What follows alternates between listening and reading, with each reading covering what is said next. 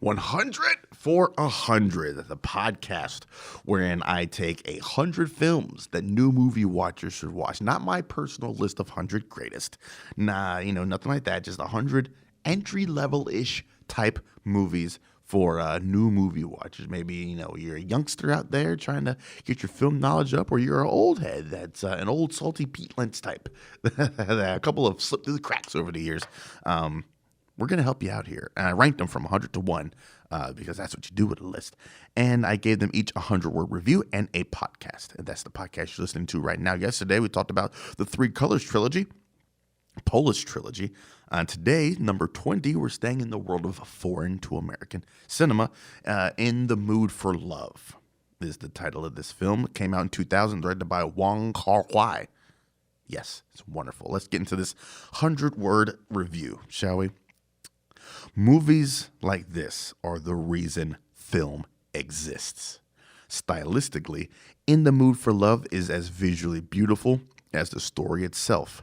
Evocative, emotional, and stunning, the Wong Kar-wai directed film is a gut punch to anyone who's ever been in love or loved from afar.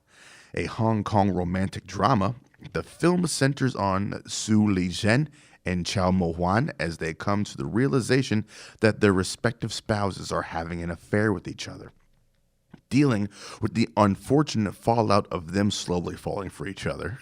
The theme of forbidden love is nuanced, subtle, and expertly conveyed. Look, just the setup of this movie is wild. You got two couples, moving into a very, very, very small, cramped apartment complex.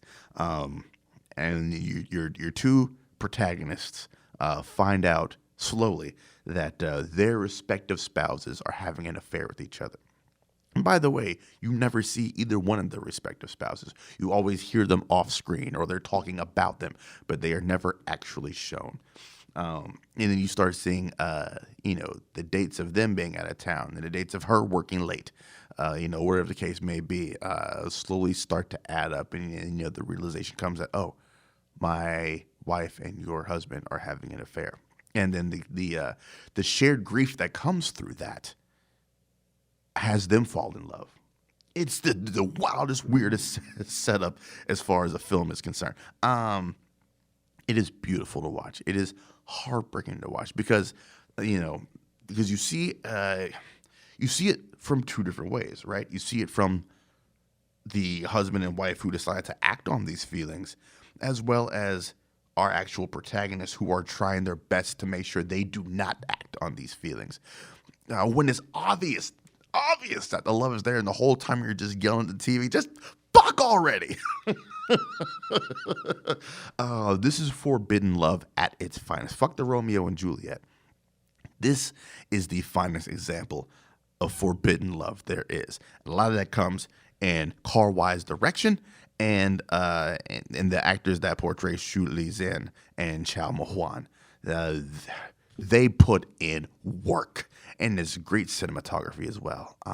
There's a YouTube channel that has lists of top whatevers, and I do believe when they did their top 10 most beautiful films visually, this is somewhere on that list. That's how I first came to this movie. When I first started dipping my toes into Criterion, this is when I just took the plunge, and I was like, fuck it, I'm just going to pay an obscene amount of money for this movie. Thanks for your jacking up of prices, Criterion. And I put it in, I watched it, and I was fucking riveted from beginning to end. There's nothing more I can say about this film. This film is almost perfect. The way things are shot, just sometimes the happenstance of coming across two people coming across each other just based on how both their daily routines play out. Everything about this movie is very natural. It ends with secrets being spoken where no one else can hear them. This movie is the direct reason we have Sofia Coppola's Lost in Translation, which, if you remember, ends with secrets being spoken that we, the audience, can't hear. To the fact that Coppola thanked Wong Kar-wai in her Oscar acceptance speech when she won. Did she win Best Director or Best Original Screenplay? Something like that she won for. It's directly because of this movie, man. Get over your fear of subtitles quick, fast, and watch number 20 on our list, In the Mood for Love.